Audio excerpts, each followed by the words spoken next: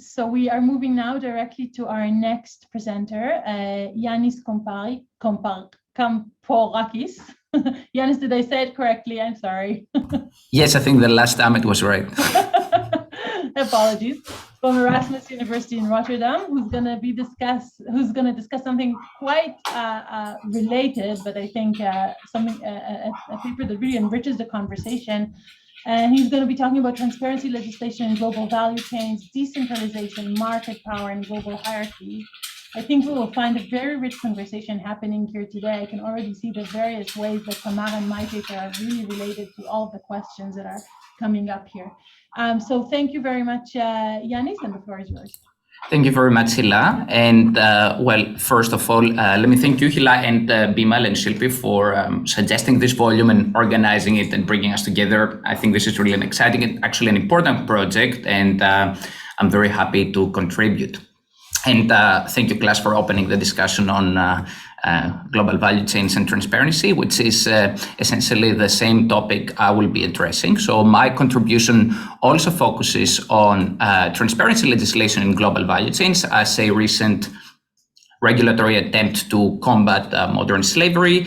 And well, I guess also similarly to Klaas, my paper also takes a more theoretical, conceptual angle, more critical angle perhaps.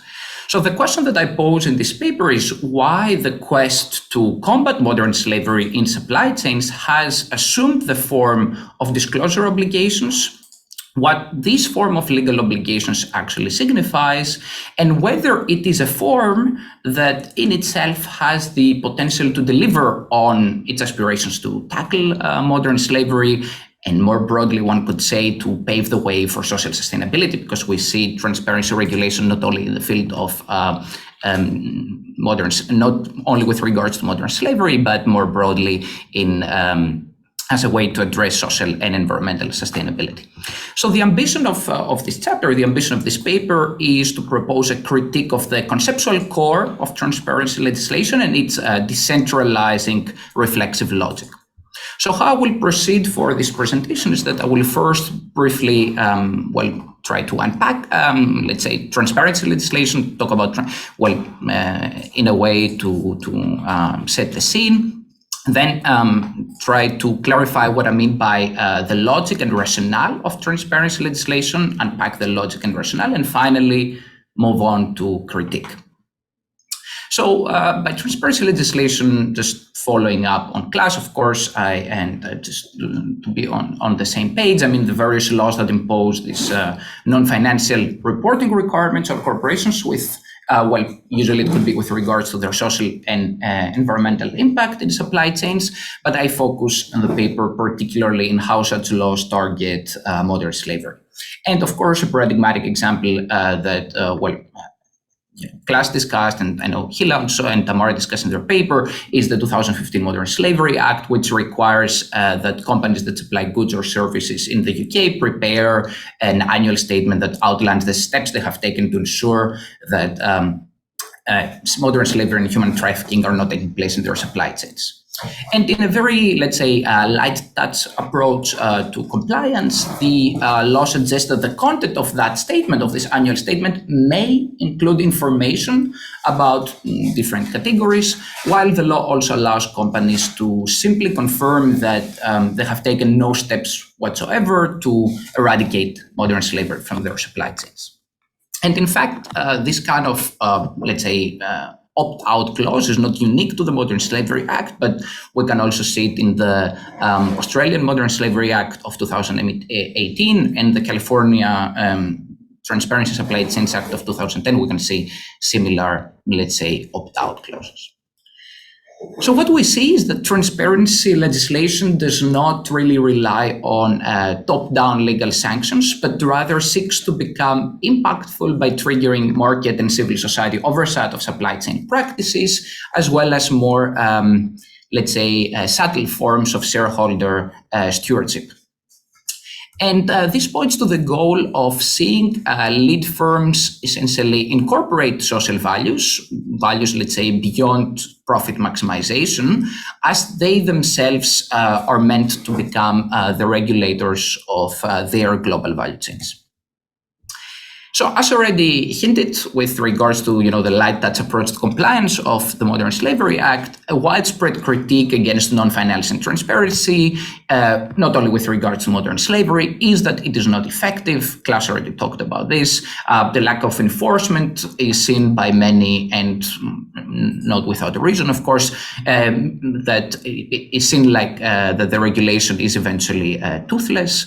Disclosures are often too selective and superficial, and the information that most companies provide do not allow readers to properly understand and appreciate their impact. Also, reporting schemes might even allow companies to camouflage unsustainable practices as sustainable, and disclosures could even be used as a pretext to displace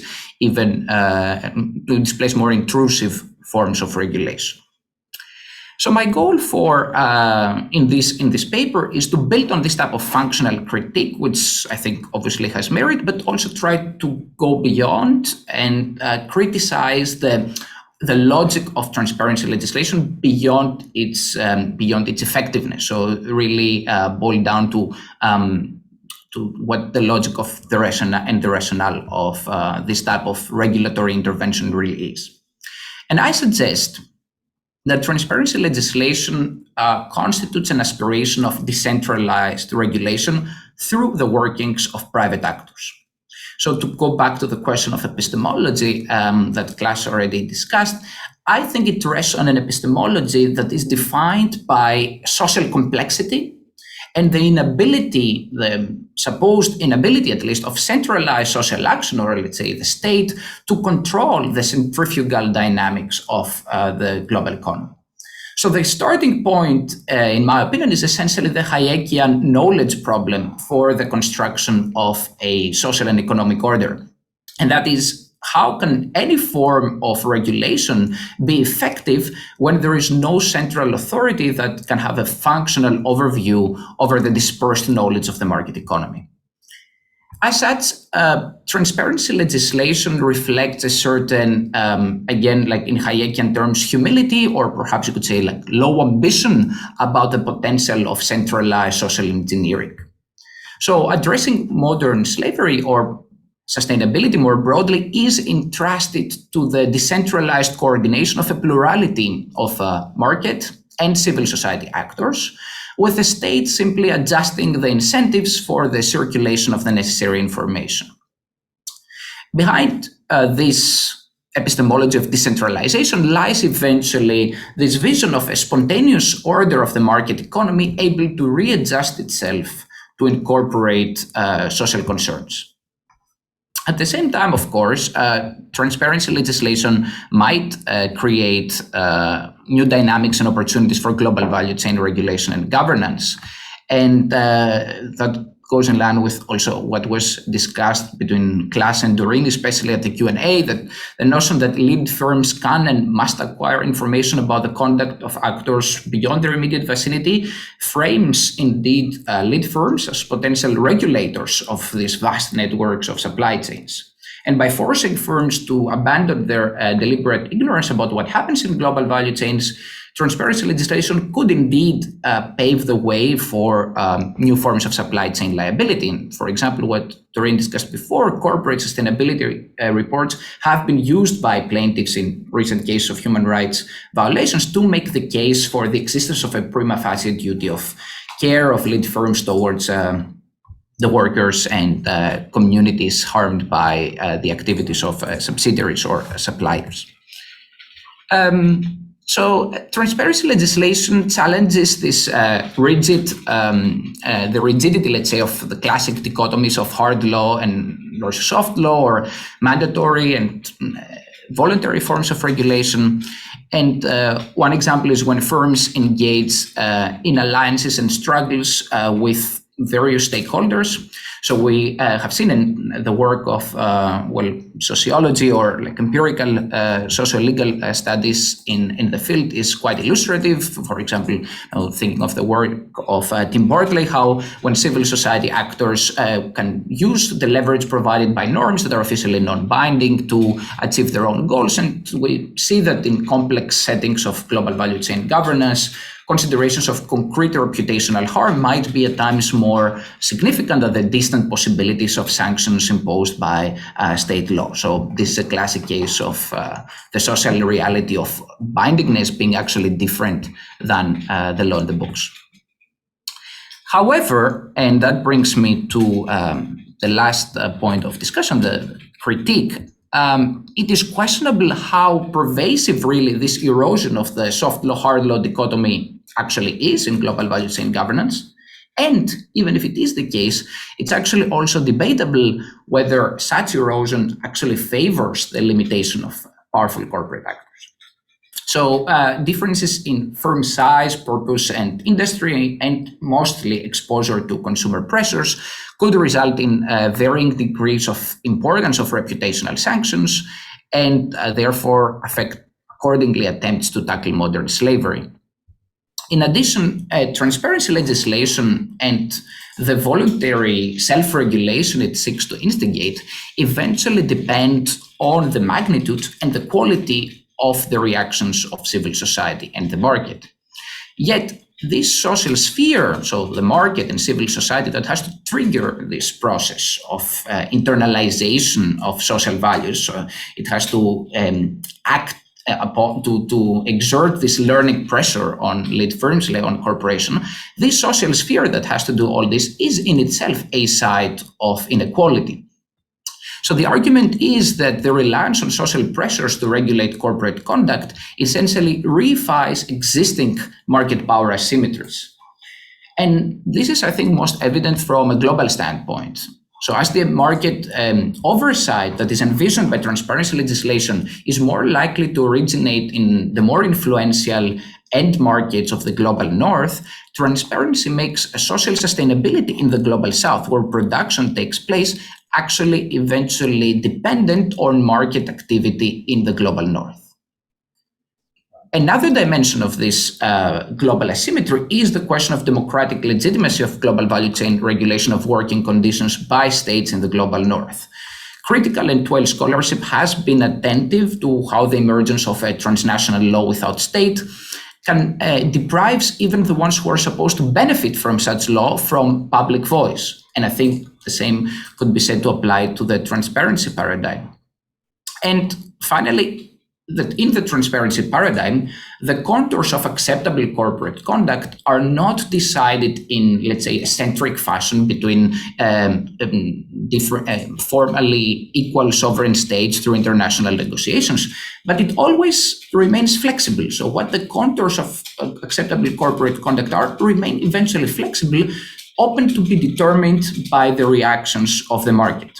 And what market is this? Well, as I just said before, this is essentially primarily the markets, the end markets of the global north. So to conclude, I would like to focus maybe on one thought on the public-private divide, let's say, that I think could, let's say, inspire critique and reform.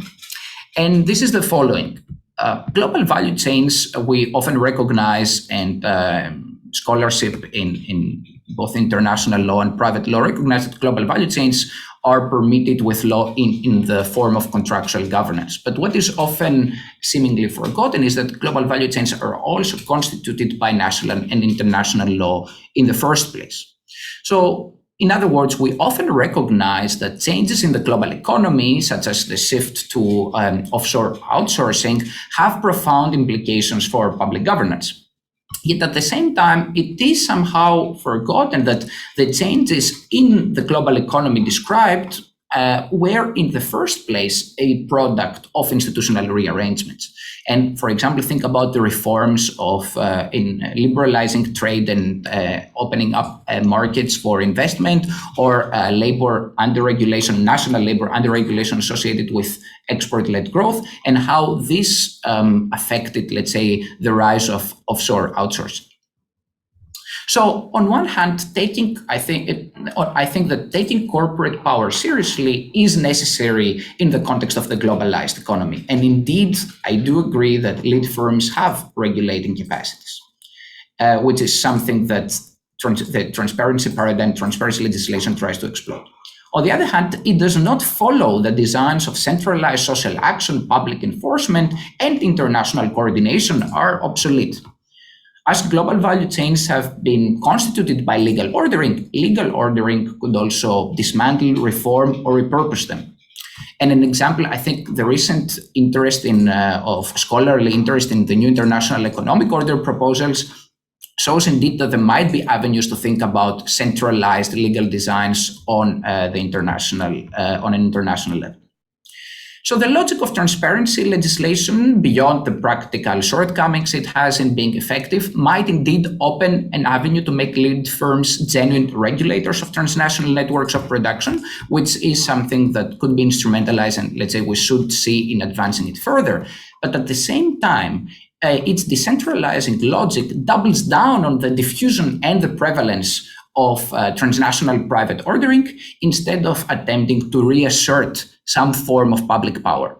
But in fact, the recognition that global value chains are constituted by law in the first place should serve, I suggest, as a reminder that more ambitious projects of redesign of the global economy are not by default beyond reach. So that's it for me, and I'm looking forward to Klaas comments and, of course, the discussion. Yeah, so to enhance the kind of the interaction between papers, we gave Klaas the opportunity to be the first commentator before all of us open it up. So Klaas, the floor is once again yours. Okay, thanks so much. Thanks, Ioannis, for, I mean, none of this is new between us. We've been discussing this a few times already, but as you know, very original and I think inspiring and important line of criticism, which nicely, I think, complements my paper, or is a paper that nicely works together with the first one, because precisely your line of criticism is on a different level, is at an even more sort of transformative level, and the let's say general architecture of your paper is not so much one that only tinkers with transparency from the inside, but really that puts transparency in a debate with its potential regulatory alternatives, be they liability, be they even more transformative of the international economic order, etc. Three main points, I would say, and you know those in their broad lines already. So the first one is you speak of, or you formulate the criticism of transparency in light of what you call the specific ambition of transparency. And in this, you have a very precise or you put forward a very precise picture of what transparency rules really carry as their ambition at their very heart.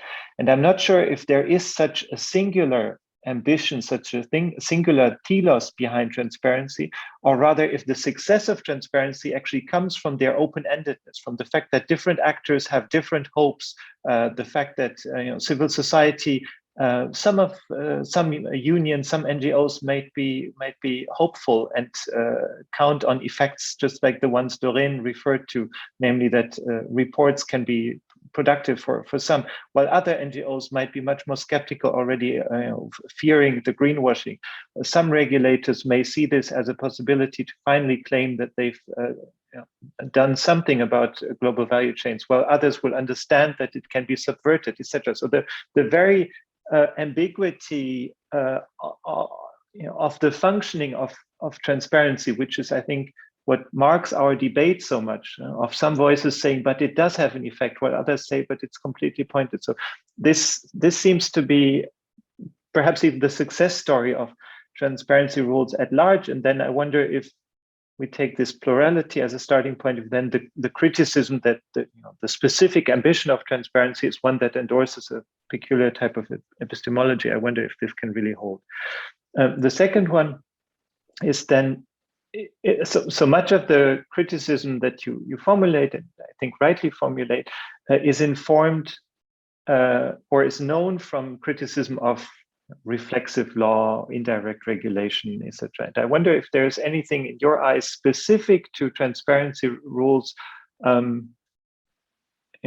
as a subset of reflexive law. So can we copy paste the criticism? What is peculiar about transparency as compared to the lines of critique that we know from reflexive law as being somehow at this fine line between harnessing private power at the same time trying to turn it against it. So is transparency in any way peculiar? And if so, how? And then thirdly, in your account of, or your criticism of transparency, does the existing diversity between how different legislations formulate transparency, does this make a difference? So is there, does the fact that the UK Modern Slavery Act has this, as you say, opt-out option, does this constitute an additional weakness of it, or can we basically take all of them together because they share the same epistemological deficits that you point us to, and because they hope to draw on the same commodification of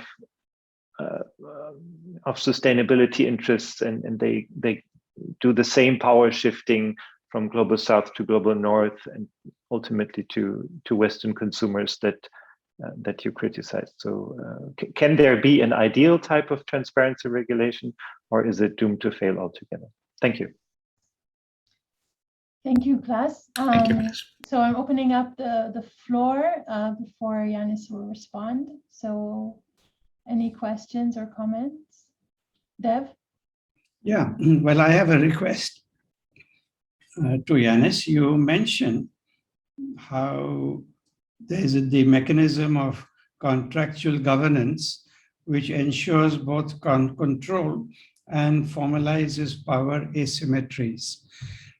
When you revise your draft, I hope you can put a couple of paragraphs to explain this and say how the power asymmetries are actually formalized in the contractual system. I would be very interested in getting some detail on that. Thank you. Doreen? Oh, sorry. Yes, thank you. This was really a fascinating presentation, and I learned a lot.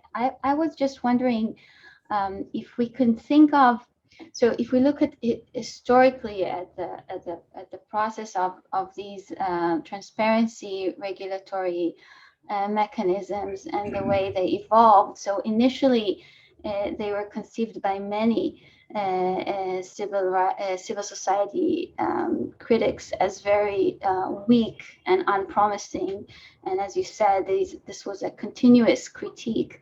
And yet I wonder if it's actually their very weakness and the fact that that firms and companies and corporate interests conceived of them as kind of a greenwash they could handle is where their potential lies. So the fact that they were the fact that they were there, and we can actually somehow utilize them, manipulate them, civil society. I mean, I think that if you're really cynical about this, so the power relations are not going to change. The weak are going to stay weak. The poor are going to stay relatively poor. So it's not like so. Given that that's the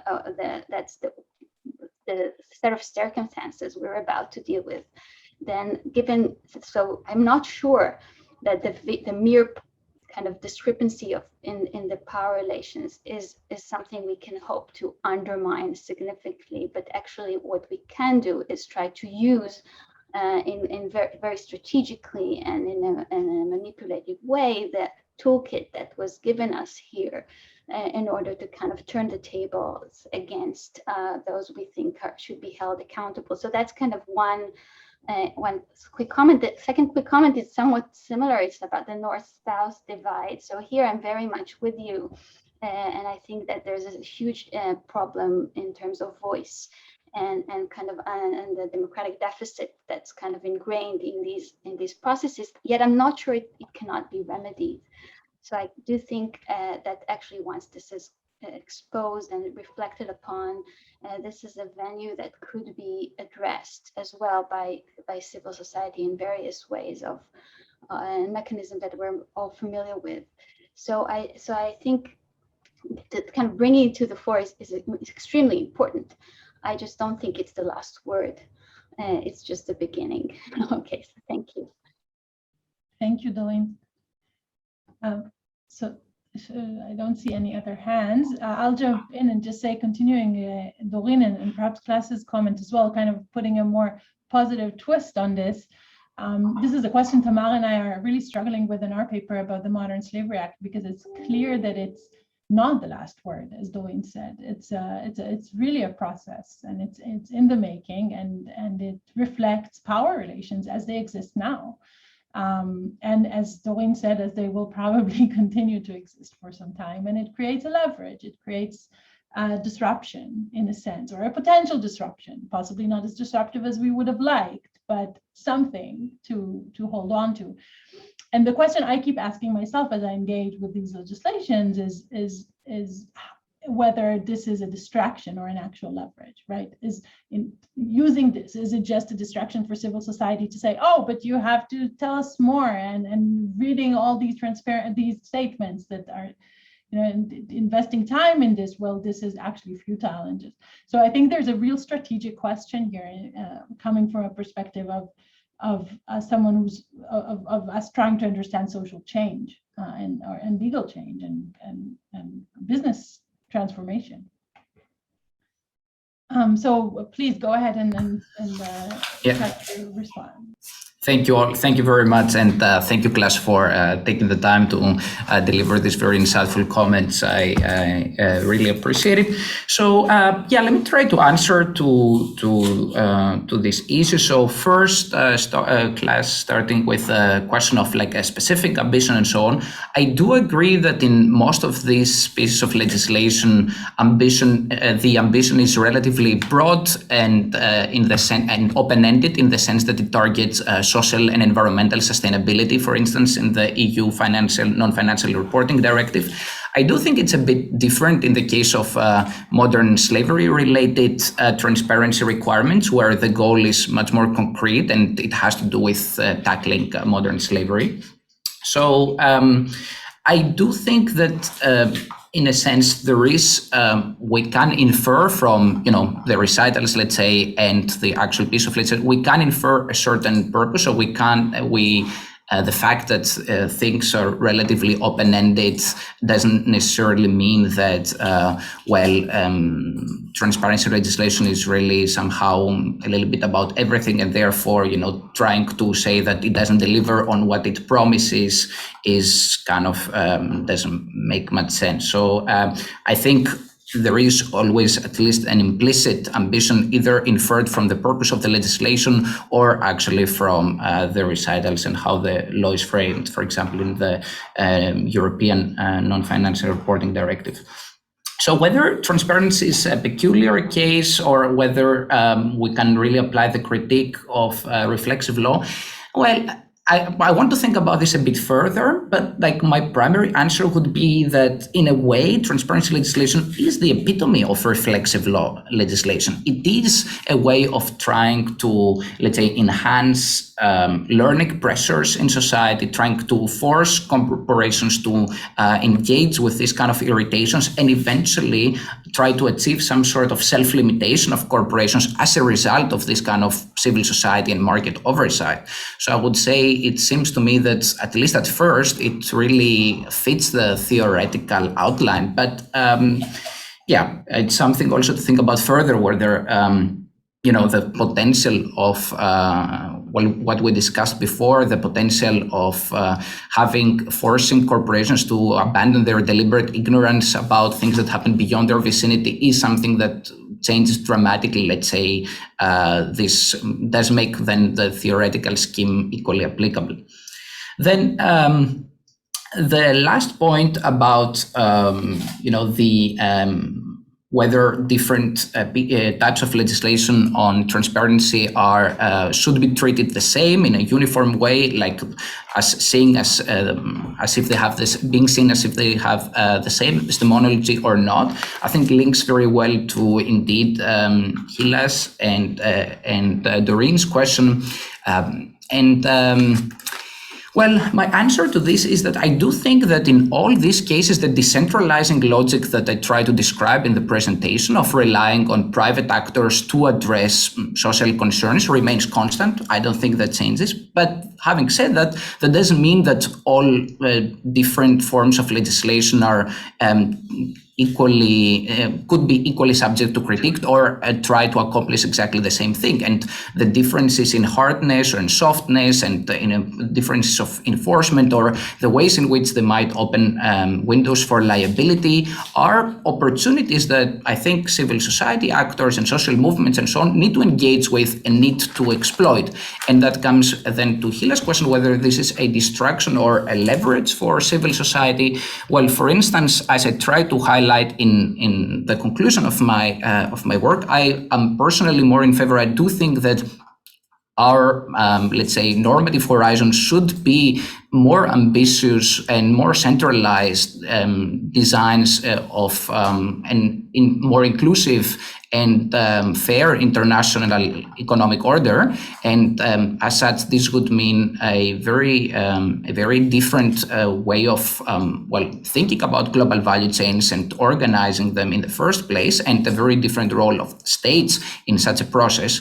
But of course, that being said, that doesn't mean, and I don't think there is, while I think there is no reason to abandon this kind of vision, that doesn't mean that we should also give up to the opportunities presented by current instruments like Doreen and Hila just said, that in fact, indeed, they are, of course, legal instruments are subject to a certain degree of indeterminacy, and we could use them and see different things into them and attach different things to transparency and make it a way to pave way for liability and so on. And all that is very useful. So we should also be doing that while at the same time not losing the vision that these are, let's say, partial things that don't really amount to a massive,